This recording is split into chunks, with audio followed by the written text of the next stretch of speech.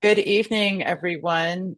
Welcome to our student loan repayment workshop. This is our general overview of all of the recent updates and everything going on with student loan debt right now. My name is Natalia Abrams. I'm with Student Debt Crisis Center, and thank you for taking time out of your evening to join us. We're going to jump right in because we have a lot to cover today. And with that, we'll get started. So we are Student Debt Crisis Center. We're a national advocacy organization with more than 2 million supporters calling for fundamental reforms to student loan policies and eventually an end to the student debt crisis once and for all.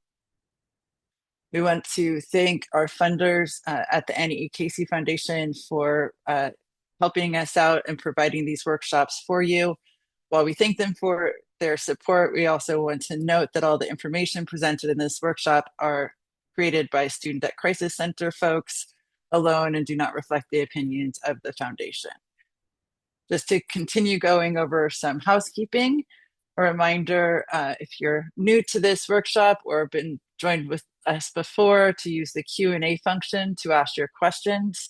The chat has actually been disabled, so if you can just use the Q&A box. We have Angel, Sabrina Ashley, and Sabrina Calazans all here to answer as many questions as we can throughout the workshop. Any information shared on today's clinic pertains to the current guidelines and rules as of today. Today is Thursday. Actually, it's Wednesday. Sorry about that. January 14th, 2026. If you've been paying attention to student loan debt recently, things are changing by the day. So we just always want to be clear that this is what we know as of today. Also, lastly, there is a recording that will be provided within about 24 to 36 hours after this workshop to anyone that is attending right now. So you will get a recording. So if we're going too fast, you can always watch this in your own time at your leisure. So today we plan to cover understanding what type of student loan you have, what is happening with the SAVE plan. I know a lot of folks are concerned about that, and public service loan forgiveness, or PSLF, your repayment options or repayment plan options if you can't make the standard or level payments, what you can do if you're behind on payments, and what loan forgiveness options are still left and still available. As you note on the bottom, this is a redone deck from December, so it is all up to date for today, January 14th. The disclaimer, we are not financial counselors or attorneys. We are advocates and student loan borrowers, and we're here to help. So with that, let's get into it. We're going to go over the latest federal updates. So many of you may have seen the news over the holiday break, the last couple of weeks of the year. There was news on defaulted student loans. Last week, about 1,000 Americans with defaulted student loans received a 30-day notice that their wages would be garnished. This would be a secondary notice after being told you were in default. This is, right now it's only 1,000 people that have been notified. We do know that, millions of people are in default. If you've received this notice after 30 days, your employer will garnish 15%, up to 15% of your wages. We expect each week for more folks that tranches or batches of 1,000 people at a time will receive this notice. About 5 million people have defaulted on their student loans, and we know more than 4 million people are in delinquency and projected to default in the coming months. This is out of the 45 million people that have student loans. So by no means is this everyone. The only people that are being garnished are the folks that receive notices. We will cover default a little bit on this workshop, and we have a default workshop coming up next week, and we'll provide you those links if this pertains to you or if you're concerned about default. In addition, the Public Service Loan Forgiveness Program So there was a executive order from the administration to change the rules on public service loan forgiveness. That we will cover this a little bit later in the workshop, what that rule means. Um, this is we're waiting. It has been finalized, but it's currently in a lawsuit with our partners at Protect Borrowers and the American Federation of Teachers and many more. The good news here is there is a chance that this lawsuit could delay the implementation, which is scheduled to begin on July 1st of 2026.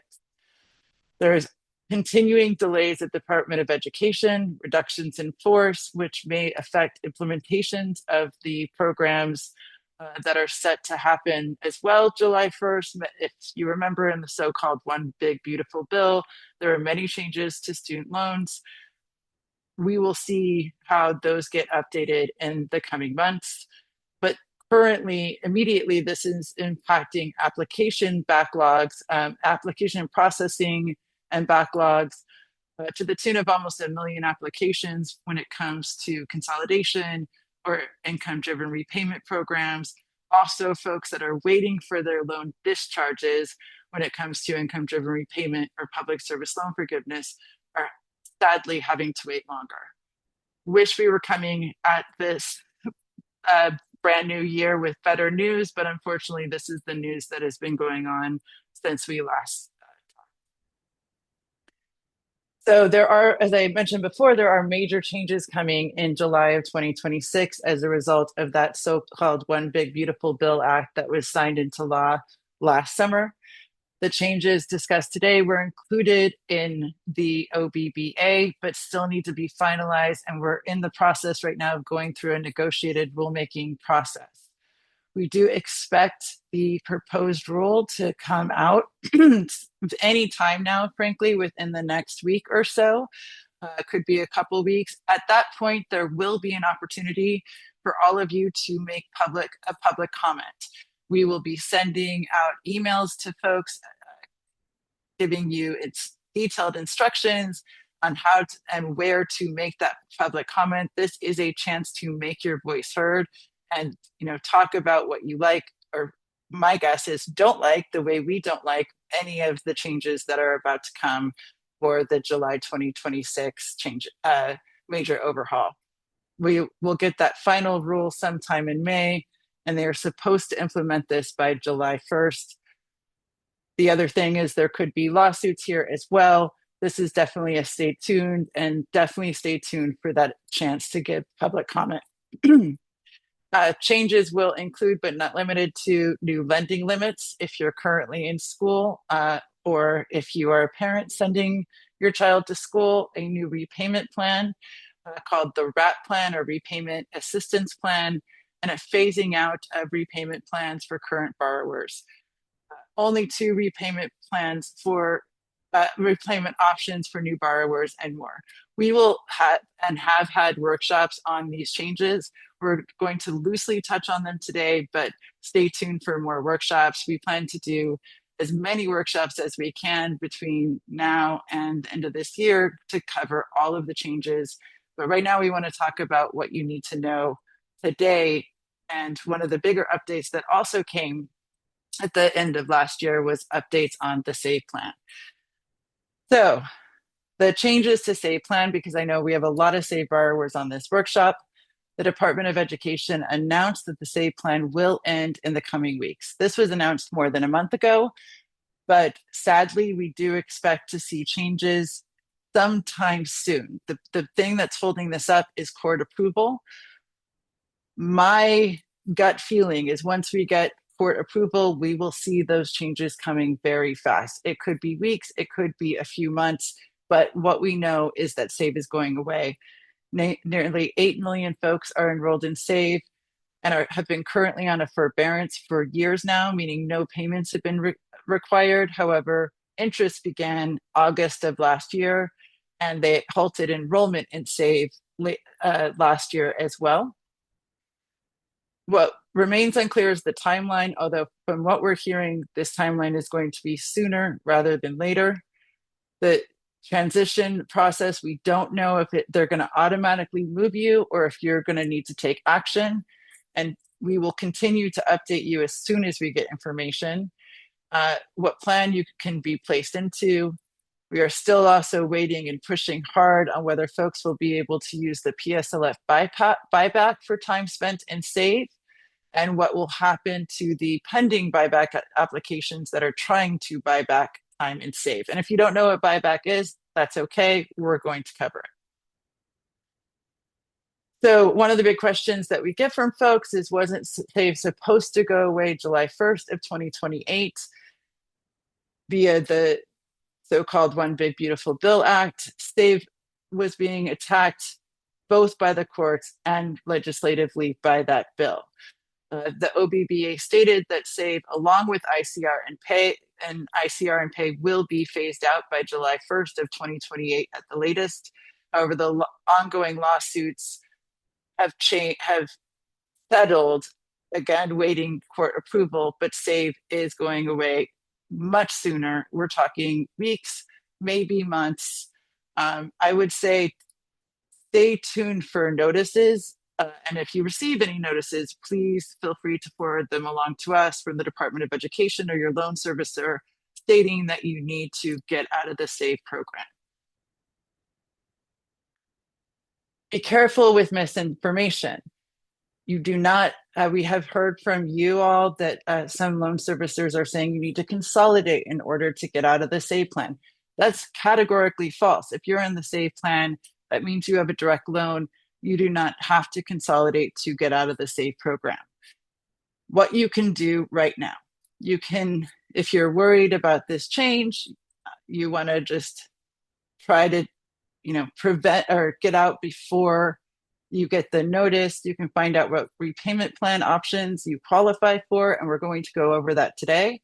You can use tools such as the loan simulator at the Department of Ed, or there's also an EdCap tool to estimate your monthly payments for the other repayment plans. Whether or not you stay in SAVE still is entirely up to you and a personal decision. However, if you're close to the public service loan forgiveness total or your IDEA income-driven repayment credit thresholds, you may want to consider switching into a different income-driven repayment plan sooner than later. I'd also like to add here, it's a good time at the beginning of the year to take screenshots of your loans or of your studentaid.gov, of your servicers. So when these changes happen, you have your information and you can make sure that nothing was changed or altered with all of these huge changes going on. And with that, I'm going to toss it to Sabrina. Awesome. Thanks, Natalia. Okay, so with all of those new updates going on, I know that was a lot. Let's go over some basics for student loan types and servicers. So we have broken down our different types of student loans into this chart here. We have 3 different types. We have direct loans, Perkins loans, and FFELP loans, or Federal Family Education Loan Program loans. And you can see that we have several different types of FFELP loans. They are highlighted in black as well as the Perkins loans because they are no longer offered. FFELP loans do still exist, as do Perkins loans. FFELP are typically commercially held, or they can be held by the Department of Education, and we have subsidized and unsubsidized Stafford loans, FFELP Plus, FFELP Consolidation, and FFELP Parent Plus loans. We also have then Perkins loans, which again are no longer offered, but were held by your institution. And then we have direct loans, and these are going to be the most current or recent loans that have been distributed. And we have, again, direct subsidized and unsubsidized loans, direct graduate plus loans, direct parent plus, and then direct consolidation loans. And we do have direct graduate plus loans highlighted in red here. They still exist, but they will not be issued starting on July 1st, 2026. Okay, so with a student loan, you have a student loan servicer, And this is kind of like the middleman between you and the Department of Education. This is who is going to manage your loans and then also who you're going to actually make the payments to.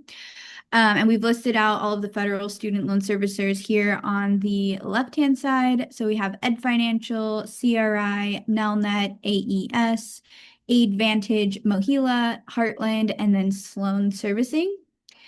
We've also listed out some private lenders for you all in case you are unsure of what type of loan you have. So if you have something held by a bank or a private financing institution like Discover, Sallie Mae, Navient, Wells Fargo, College Ave, Credible, SoFi, those are all big ones, then you probably have a private student loan.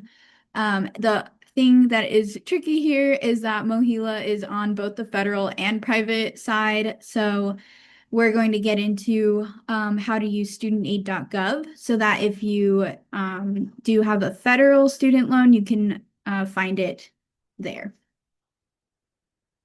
So using studentaid.gov, this is going to be a bit of a shortened section here. We just want to show you all the updated studentaid.gov dashboard.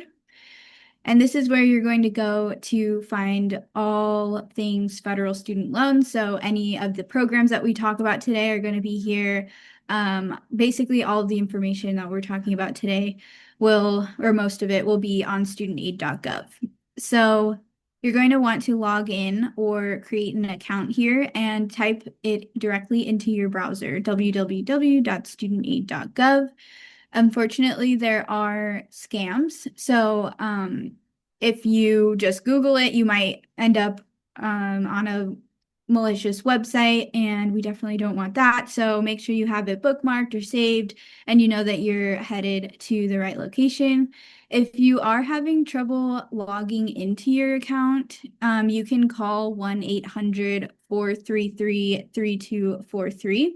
Or you can head to the URL here on the screen as well, and we'll make sure that this gets to you all in the resources that we have after the webinar. And then on this next screen, we have a screenshot of the new homepage. So this is the new dashboard. Previously, there was a My Aid section, but now it's called My Loans. And right off the bat here, you can see your total balance, how many loans you have, the interest rates. It'll give you a range if you have varying interest rates. You can also see what repayment plan you're in and then your recertification date. So there's a ton of information right here on the homepage now. And then the place to kind of dig in. I know previously, if you've been on our webinars, we've clicked several different buttons to dig into your different loans, but this one is just now one button to hit, and it's View My Loans. So once you get to that screen, it will list out all of your loans and you can see your repayment progress and all of that good stuff. Okay, so quickly going through student loan repayment options here. Um, this is a chart of all of the different ones that are out there, and we will go over every one of these. So, first we have the standard plan, or sometimes it's called the level plan on your servicer website. We also have a few different types of fixed alternative plans, like graduated repayment, extended repayment, and then extended graduated repayment. Then we also have income-driven repayment plans. So that includes income contingent repayment or ICR, income-based repayment or IBR. We have pay as you earn or pay, and saving on a valuable education or save. And two notes here, not everyone is going to be eligible for the pay plan. That has a financial hardship requirement attached to it. IBR, income-based repayment, used to have a financial hardship eligibility requirement there, but they are taking that off. So as you are going through your studentaid.gov account, maybe playing around with the loan simulator, you may find that you are now eligible for income-based repayment when you previously were not. And then the save plan is highlighted in red because, as Natalia was talking about, no one can apply for or enroll in the save plan at this time, and it is going away. So, the standard plan. We have two different versions of the standard plan, and we're going to go over the 10-year standard plan right now. So, this is the plan that everyone is initially placed into, and it is what it sounds like. You have a 10-year repayment timeline with fixed monthly payments. Again, sometimes your servicer might call it the level plan. That's the same thing as the standard plan. And this plan is going to be available to folks with unconsolidated loans, or if your loans are consolidated, you would have a balance less than 7,500. This plan does not have a forgiveness aspect at the end of the repayment timeline, so you will end up paying off the entire balance at the end there. And then you might want to consider this plan if you want to make a big dent in your debt, if you're worried about the interest piece to it, or if you just want to get out of the system a little bit more quickly. But there are definitely more affordable options for borrowers who may be struggling to make payments, and we'll go over those in a few minutes. On this next slide, we have the 10 to 30 year standard plan, and this is for consolidated loans. The monthly payments here are going to be calculated based off of your loan balance, and we've pulled a screenshot here from studentaid.gov detailing out the different balances and then the different repayment periods. Again, with this plan, there's no loan forgiveness aspect, so you will end up paying the entire balance. So after this, we have the alternative plans, and we have three here. So we have the extended graduated and extended graduated repayment plans. For all of these plans, the loan eligibility is the same. All loans are eligible for these plans except for Perkins loans. But if you do have a Perkins loan, you can consolidate that into a direct consolidation loan and will become eligible for the plan. So the extended repayment plan, the payments are going to be fixed. You have a repayment timeline of 25 years. And then only folks with balances higher than $30,000 are going to be eligible for that plan. For the graduated plan, the repayment timeline differs depending on the loan type. So FEL and direct consolidation loans are going to be between 10 and 30 years, and it's based off of your loan balance. All other loans are going to have a repayment period of 10 years. And then payments here are going to start low and then increase every 2 years. And then with the extended graduated plan, it's a combination of the two previous plans. The repayment timeline will be 25 years. Your payments are going to start low and then increase every 2 years. And only folks with balances higher than $30,000 are eligible for that plan. Okay, so those were the standard plan and some variations there. Now we're going to get into income-driven repayment plans. So there are a lot of benefits here for IDR plans or income-driven repayment plans. And the first one is that the monthly payment is calculated as a percentage of your discretionary income, and it's based off of your income and family size, not your loan amount. So that's what makes these repayment plans a lot more affordable than the previous plans that we talked about. With those lower monthly payments, it can help prevent default and delinquency, which is falling behind on your loans. And it definitely helps folks with lower incomes if maybe you're unemployed or if you experienced a decrease in your income. You might want to consider an IDR plan to see if that can just ease that financial burden for you. We do have loan forgiveness to these plans after you make payments for a total of 20 to 25 years. That depends on the plan. So this calculates out to 240 credits or 20 years, or 300 credits, or 25 years. And when we talk about a credit, this is a common question that we get in the chat. A credit just means a qualifying payment. So sometimes you'll hear folks interchange credits and payments. So that's what that means. And then every 11 months, you will need to recertify, which is just sharing updated information with your servicer about your income and family size. That way, your monthly payments can be adjusted according to your discretionary income for the next 12 months. And then this can be done online or via paper. And we do recommend every 11 months instead of 12 months just to stay ahead of that deadline and make sure that you are not falling behind.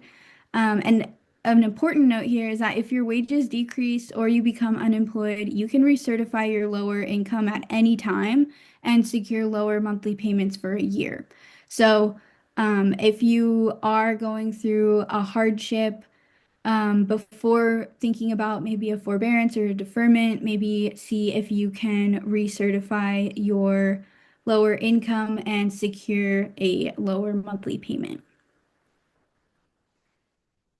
Okay, a little bit about IDR and taxes. So, married filed jointly.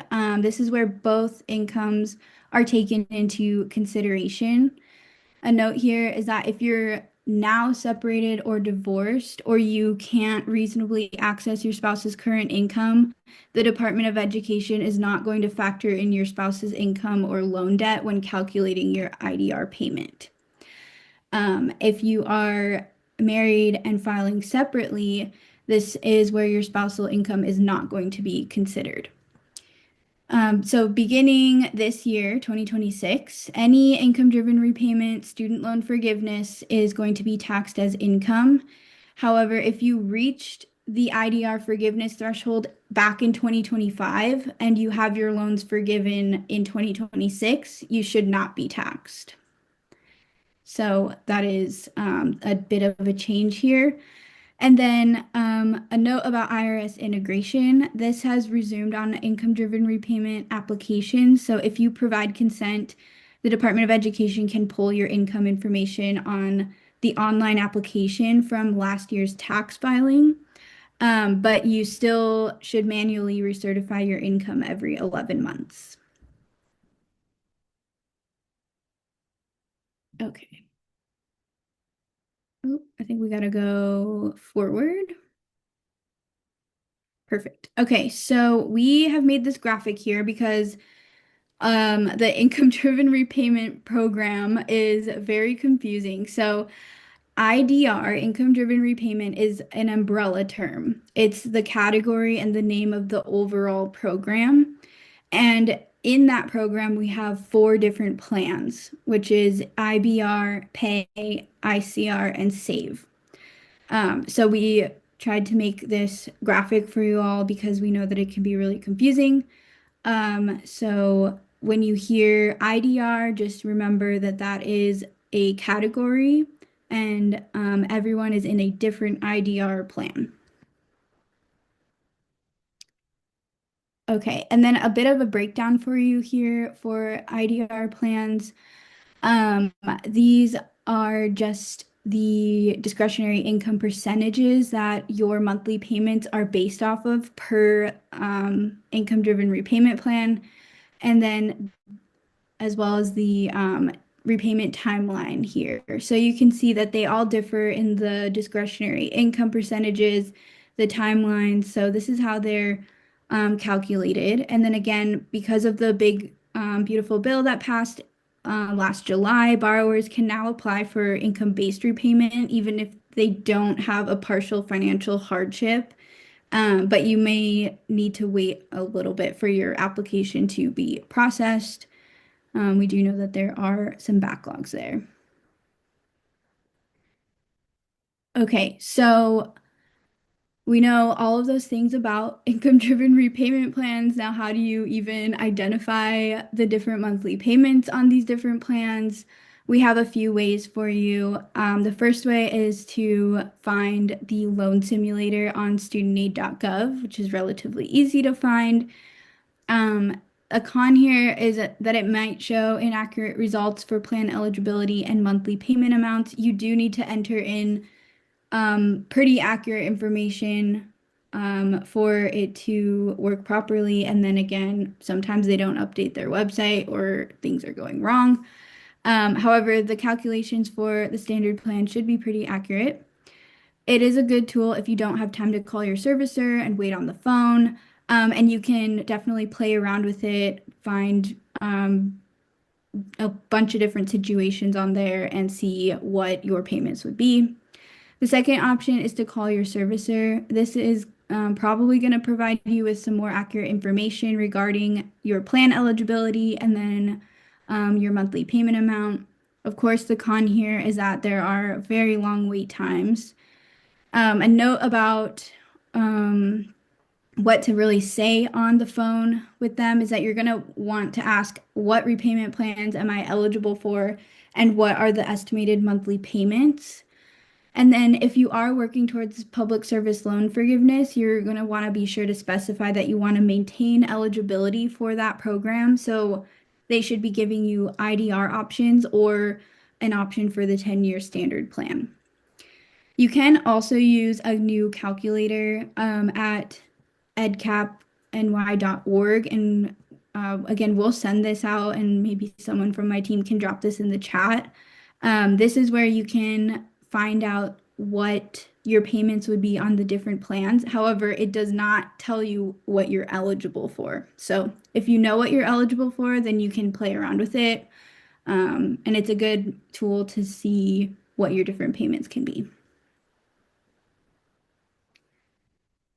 Okay, so applying for an income-driven repayment plan, essentially we recommend that you apply online, but you also can apply via paper application.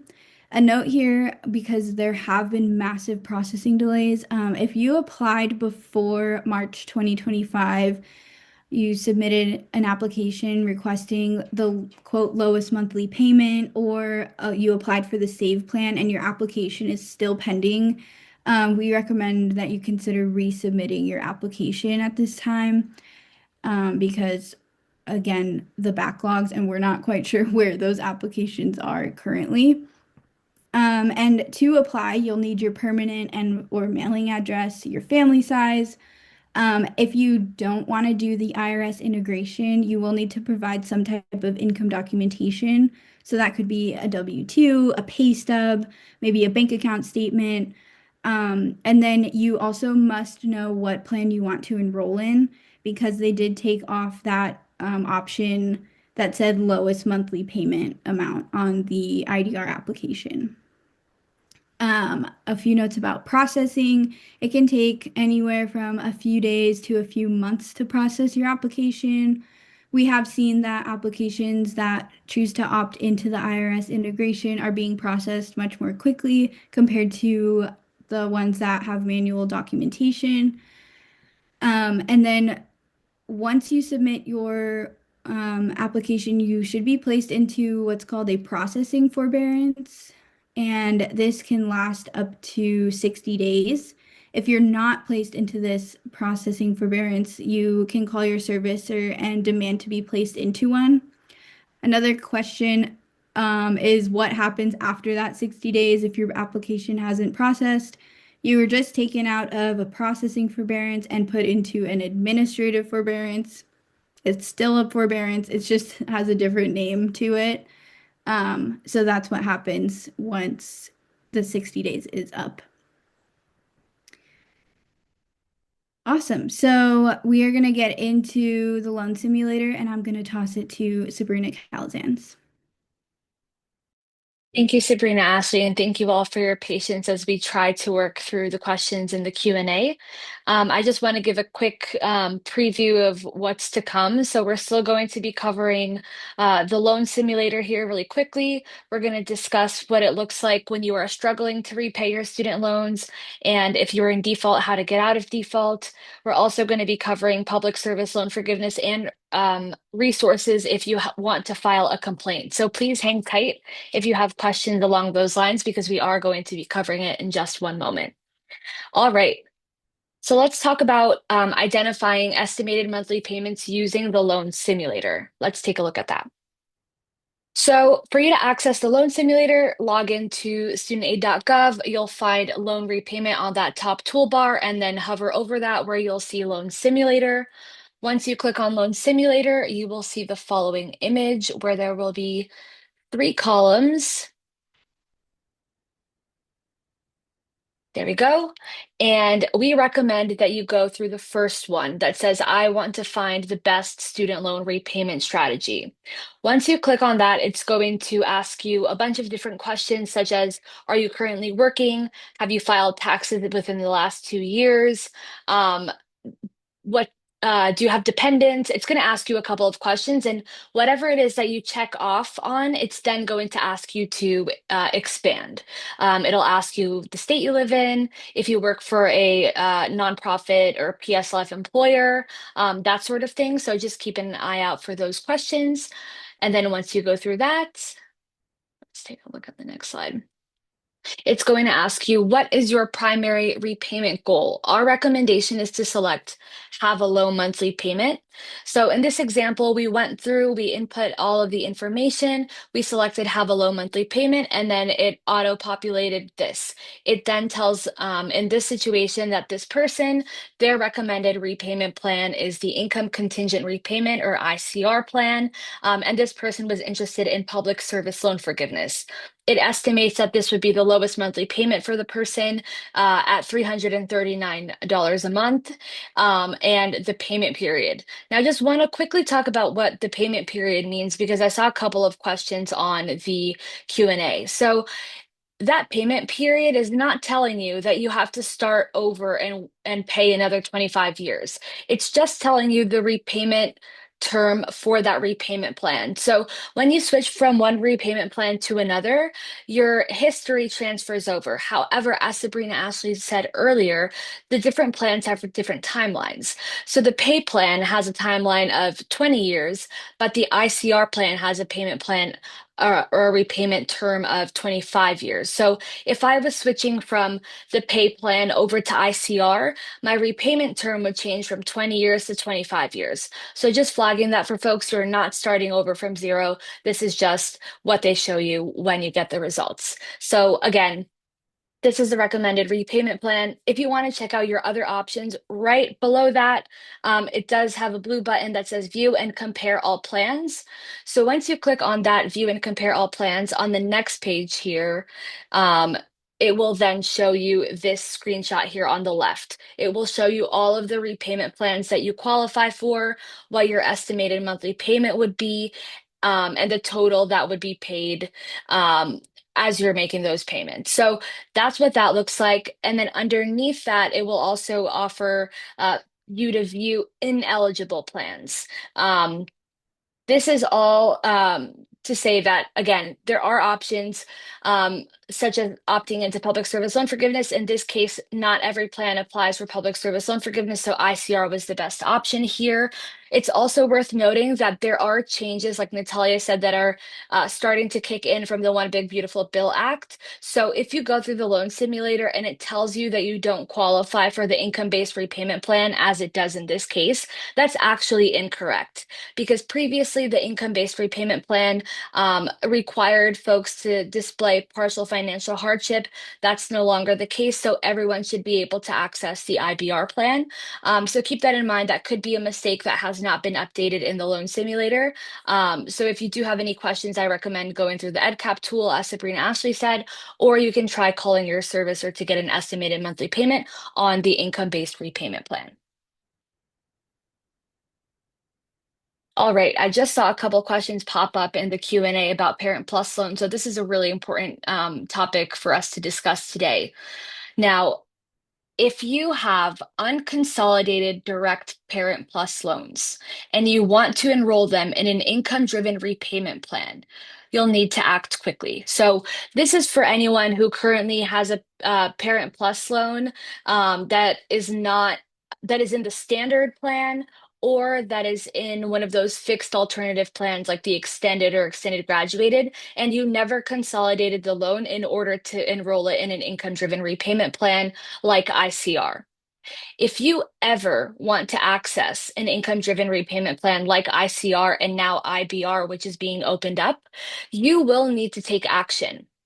So because of the bill, Parent Plus loans must be consolidated and dispersed or issued before July 1st, 2026, in order to gain access to income-driven repayment plans. If your loans are not consolidated before this date, you will lose access to income-driven repayment plans, meaning you will only have access to the standard plan and the fixed alternative plan.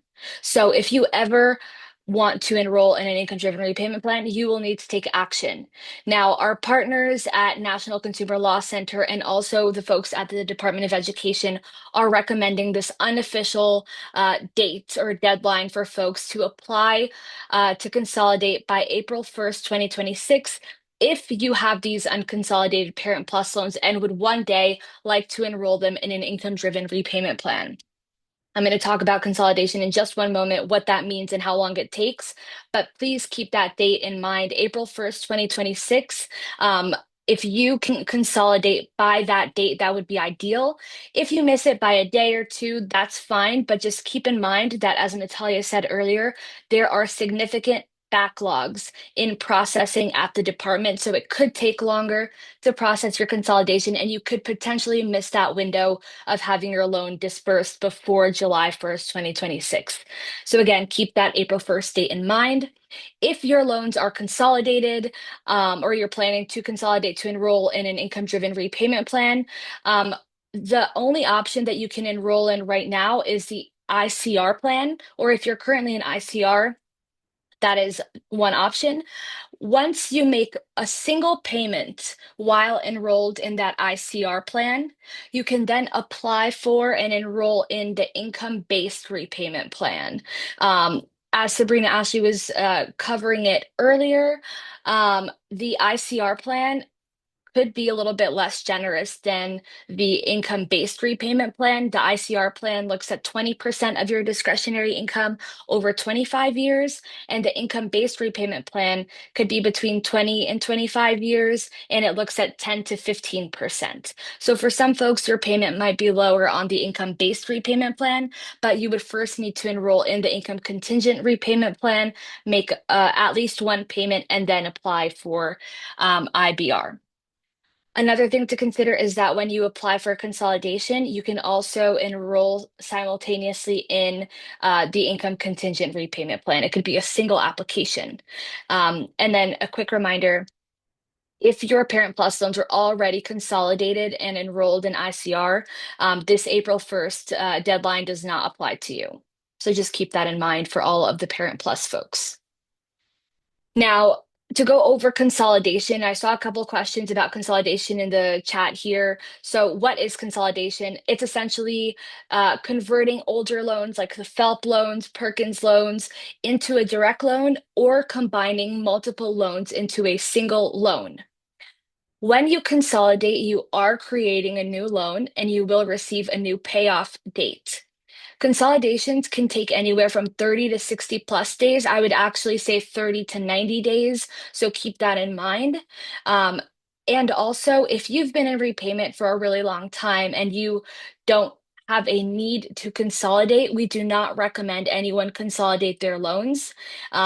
We don't recommend it right now because if you consolidate right now, you risk losing all of your repayment history.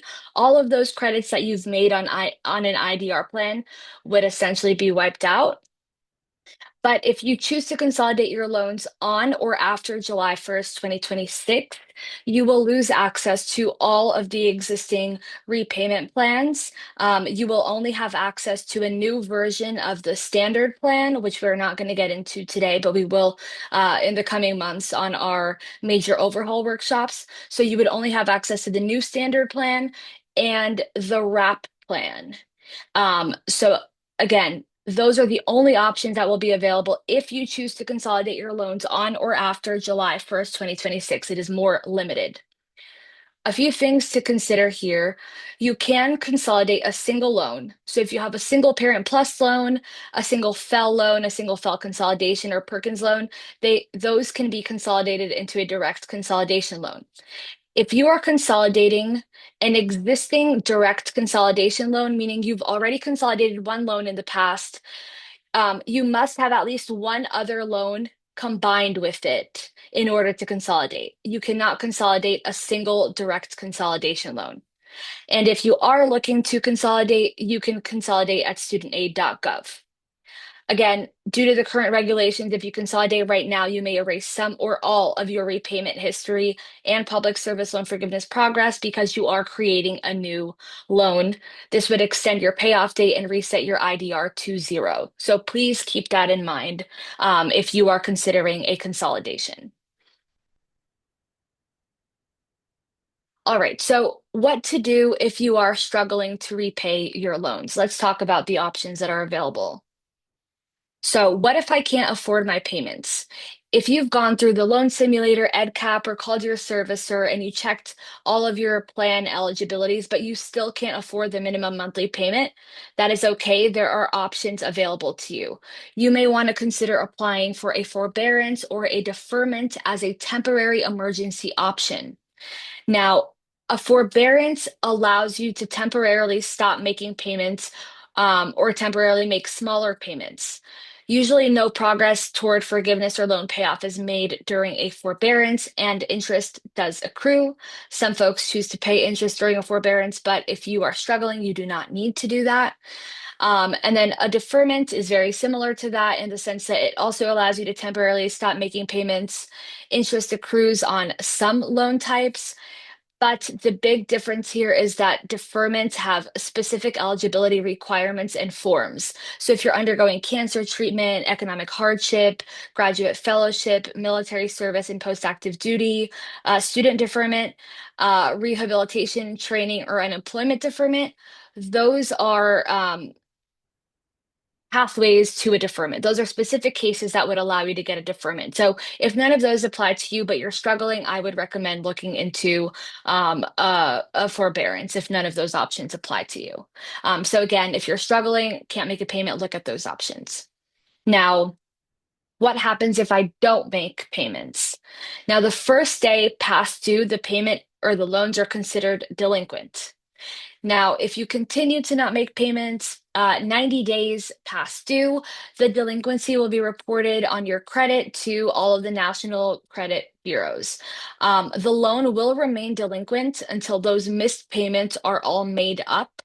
Or you can contact your loan servicer and request that a forbearance or a deferment is granted for the delinquent period. It would be a retroactive deferment or forbearance. It would cover that time, and then your loans would be brought back into good standing and out of delinquency. Now, if you continue to not make payments past 270 days, which is about 9 months, the student loan will officially enter into default. Now, there are consequences that come with default, which include tax refunds being withheld, wage garnishment, ineligibility for federal assistance. There are options and ways for you to get your loans out of default, including loan rehabilitation and consolidation, which I'll discuss in just one moment. Now, if you just have Perkins loans, though, keep in mind that even one day of missed payments could result in the loan being placed into default. So those regulations are a little bit different than federal direct loans. All right, so one of the ways that you can determine whether you are in default is that if you log into your studentaid.gov account and you see this red banner at the top that says you have, in this case, 3 loans in default, that is a very clear sign that your loans are in default. If you log in here, you don't see a banner, you haven't been contacted about default, then there's a good chance that you're not in default. But if you are still uncertain, you can continue looking around, calling your servicer, trying to get a little bit more information to confirm that you are in fact not in default. Now, Natalia was talking about this earlier. I want to go over it just one more time here for folks. Default has been in the news recently. So the biggest thing that we've been seeing is the wage garnishment news, which is that folks are starting to receive those 30-day notices. So the department will work with your employer. Your employer is going to be the one to take action here to garnish up to 15% of your paycheck. They will act on your behalf. They will coordinate, whether that's with payroll, HR, whatever the case may be. There is nothing that you need to do for this to take place. The 30-day notices, again, have started going out to folks, letting them know that the department will garnish their wages. Now, wage garnishment is starting to kick in, but the biggest um, consequence of default is actually through the Treasury Offset Program, or TOP. So this is when the department can seize tax refunds. They can take partial or the full refund. They can garnish Social Security, which is currently paused. That is not happening right now. They can take from your earned income tax credit, child tax credits, and other federal or state payments as a means of collection through this program. Most defaulted borrowers actually experience collections through tax refund seizures. And I know that we are currently heading into tax season in the coming months. And so if you are in default and you are concerned that your tax refund is at risk of being seized, we recommend that you check out this new resource from our partners called Dial Before You File. If someone from our team can drop that in the chat, that would be really helpful. If this is a concern for you, if you're in default and you're afraid of this happening, you can essentially just follow this link. You can call because there is a list of names of who would have their tax refund seized, and you can find out whether or not your name is on that list. And if your name is on the list, or if it's not, there are actions that you can take to make sure that you are protected and that your tax refund is not seized. Again, I recommend following that link and learning more about what that entails. But Dial Before You File is a really important next step here for folks who are concerned about their defaulted loans. Now, getting out of default, there are a few ways for you to get out of default. The main ones are loan rehabilitation. You would make 9 on-time monthly payments over the course of 10 months and essentially work with your servicer to determine an affordable monthly payment amount. Once this is done, the collections stop, and this is a one-time opportunity. Now, the other option is loan consolidation, which is the fastest process and the creation of a new loan, essentially. So, when you do that, to qualify to consolidate to get out of default, you must either agree to pay under an income-driven repayment plan or make 3 full on-time payments before you consolidate the loan. Now, it's important to note that you can consolidate a single loan as long as it's not already a single direct consolidation loan, because a single consolidation loan cannot be reconsolidated. I know that was a lot of information, but if folks do have questions about default, or if you've received a notice about default or wage garnishment or any just communications and about default in general, feel free to email our team. We'd love to share next steps, resources, and talk about what that notice means for you. Now, a few tips here for folks who are in default. If the department or the default resolution group emails you, do not ignore the email. If you act within the first 60 days of being in default, you can stop collections from turning on. And if you can stop the collections beforehand, that would be ideal versus trying to stop it while it's already started. It could take a little bit more time. If you are in default, explore existing loan forgiveness opportunities. Maybe you qualify for total and permanent disability discharge or closed school discharge. Look into whether those options are available to you. And to receive additional assistance or to learn more about your options, we do recommend calling the default resolution group. If you cannot locate your loans, it could be that they have been moved to a default servicer for collections.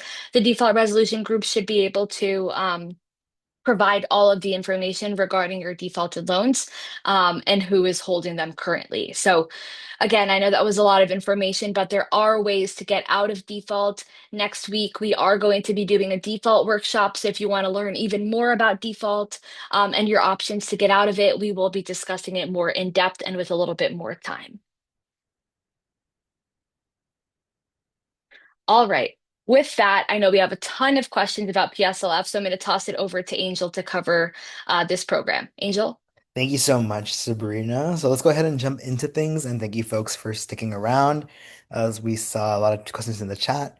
So PSLF, what is it? It stands for Public Service Loan Forgiveness. It was a program that started in October 2007, and essentially, once you make 120 payments, which is the equivalent of 10 years of payments that are cumulative, you are essentially, we're going to have all of your remaining balance on your student loans forgiven.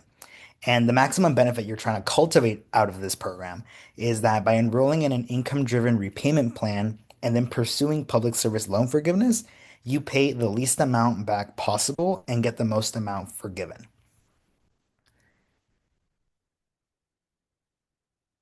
Now, a couple of questions to ask in order to ensure your eligibility for the program is first and foremost, do you have a direct loan? We're going to go ahead and mention later on which loans qualify, which don't. Also, if your employer is a qualifying employer, we'll talk about that in a bit as well. Or if you're in a qualifying repayment plan and you need to go ahead and document your employment using the PSLF help tool. And once you reach those 120 cumulative credits, you can go through the help tool again and click on the button that you've reached those credits to begin the application process. So right here, these are the loans that prepayment plans and employers that qualify for PSLF. As we mentioned, all direct loans, so subsidized, unsubsidized, grad plus, parent plus, and consolidation loans qualify for the program. For repayment plans, we have the 10-year standard plan, income contingent repayment, ICR, pay as you earn, pay, and income-based repayment, IBR. For employer, all levels of government are eligible employers. So we're talking local, state, federal, tribal, those are all eligible. 501(c)(3) nonprofits and other critical service such as first responders, firefighters, etc. Now, what does not qualify for PSLF? For loans, we have FFELP loans, Perkins loans, private loans, and time spent in default. However, you could consolidate those loans, those FFELP loans and Perkins loans into a direct consolidation loan to become eligible for PSLF. And for defaulted loans, once they're taken out of default, you can become eligible for PSLF again. For repayment plans, those fixed alternative plans that Sabrina Ashley covered, the standard plan that is longer than 10 years, do not qualify, and most forbearances, including the in-school deferment and when you're in deferment. For employers, government contractors do not qualify. For example, if you work for the city as a contractor, but you're not a direct employee of the city, you do not qualify. 501(c)(4) nonprofits and political groups and labor unions are not qualifying employers. Now, PSLF buyback program. There was a lot of questions about this in the chat. So the PSLF buyback program essentially is you're able to get some of your payment history back and make them qualifying payments for PSLF. One big flag is that we are unsure and it is unclear whether the time spent in save will count towards the buyback. So for folks who are in the save forbearance, we don't know if you could buy that time back. Tech specifically, you can buy back months that don't count as qualifying payments because you were like in a deferment or in a forbearance, but the time spent in-school deferment cannot be bought back. And it can also be used for a time in an ineligible plan. Another major flag is that there's a huge backlog of more than 70,000. That number is probably bigger by now. PSLF buyback applications. So there is very few people that are actually getting that buyback. And if you do apply, the buyback is only available once you have that estimated 120 months of qualifying employment and you're like right at the brink. And buying back those months of forbearance and deferment will result in you being eligible for that PSLF forgiveness. You could go ahead and submit a buyback request and make that extra payment for at least as much as you would pay in an income-driven repayment plan during the months you are trying to buy back. Now, there's also a lot of questions about this, the finalized PSLF rule. So the Department of Education went ahead and published a rule that would change employers' eligibilities for PSLF starting on July of this year. Essentially, it will go ahead and aim to disqualify groups and organizations that are quote unquote, again, this is language from the Department of Education, violation of state and federal law, or also providing services to immigrants and transgender youth for being eligible employers for public service loan forgiveness. So, for example, some employers that are at risk of losing their public service loan forgiveness eligibility are gender affirming care providers, such as hospitals, nonprofits that support immigrants and immigrant communities, universities with DEI policies, and state and local governments in sanctuary cities and states. And even though, let's say, you are not a direct provider of these resources that these organizations or institutions offer, an example is like if you are an administrative assistant at a hospital and that hospital is deemed ineligible for public service loan forgiveness moving forward, you will not be able to accrue those public service loan forgiveness credits. So it impacts everyone who's employed by those employers. And one big thing that these dates are subject to change since this final rule is caught up in three ongoing lawsuits, and we don't know if the implementation of it might be delayed. Now, what would happen if once this rule is in effect? So again, this might take place on July 1st of this year, might be later pending litigation delays. If the employer is deemed ineligible, they remain ineligible for 10 years or unless they comply with this corrective action plan with the Department of Education.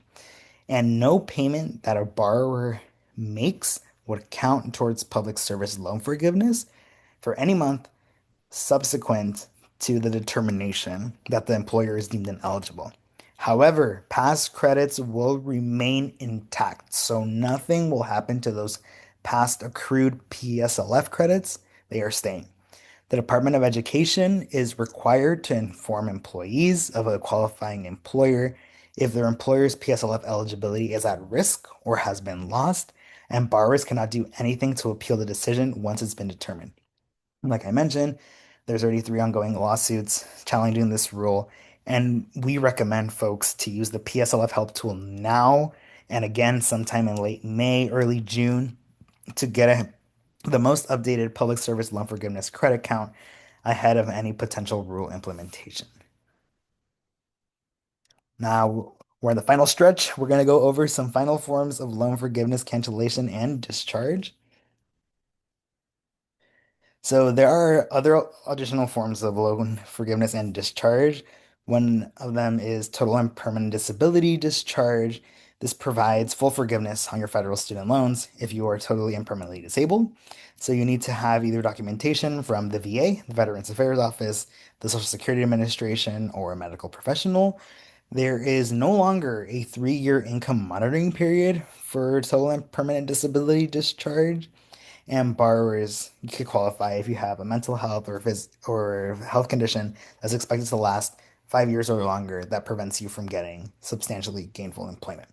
Other forms of loan discharge and forgiveness are borrower defense to repayment, teacher loan forgiveness, death discharge. Once you pass away, your loans are gone with you, and closed school discharge, unpaid refund, false certification, and Perkins loan forgiveness. And what can folks do right now? That's a question that a lot of people have.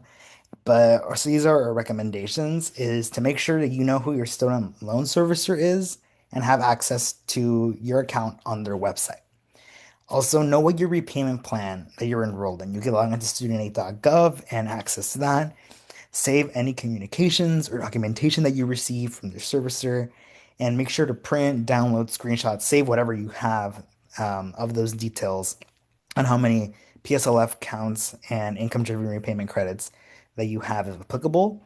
And for Parent Plus loan borrowers, if you would like to enroll your loans in an income-driven repayment plan, you'll need to consolidate your Parent Plus loans and have them issued before July 1st of this year.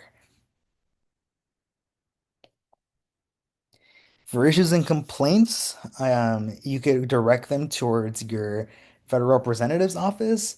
So we also have a casework tool. If my colleagues can go ahead and drop in the chat, that'd be much appreciated, where you could go ahead and submit complaints to. You could also reach out to your state attorney general's offices and local and state student loan ombuds folks. So if we could drop that link in the chat, that would also be greatly appreciated. Servicer website, you can have a chat and messaging function, give them a call, send them an email. And there's also the Department of Education Help Center, but in with the layoffs, they might be better off asking the former options. Now, this is a very something we need to stress in terms of a warning. There is a lot of debt relief scams. Unfortunately, people do take advantage that a lot of borrowers are vulnerable. And essentially, if they offer you loan consolidation or debt forgiveness in exchange for a fee, it is most likely a scam. So if they're asking you need to pay X amount by this time, this deadline is approaching, promise 100% loan cancellation, it's a very predatory practice where it's essentially trying to lure you in, steal your information, steal your money. So please be very careful with that. The Department of Education will not directly contact you, it would be your servicer. And if you refinance your student loans with a private lender, keep in mind you will lose access to all of these federal student loan benefits and programs, such as public service loan forgiveness and additional things. So be wary of these debt scams and yeah.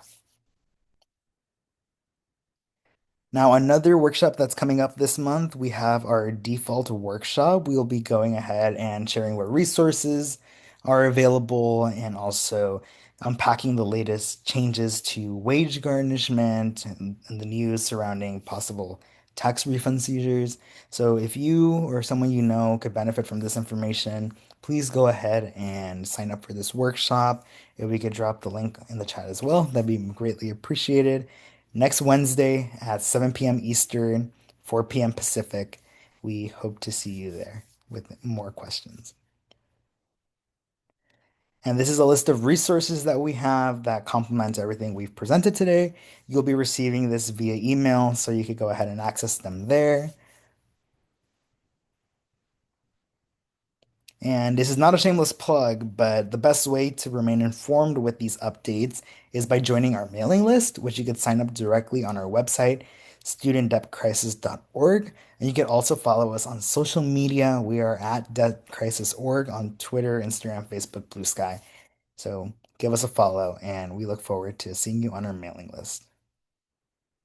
And thank you for joining us. We greatly appreciate all your time, and we are very grateful for all your questions, and we are always here to support y'all in navigating the student debt landscape.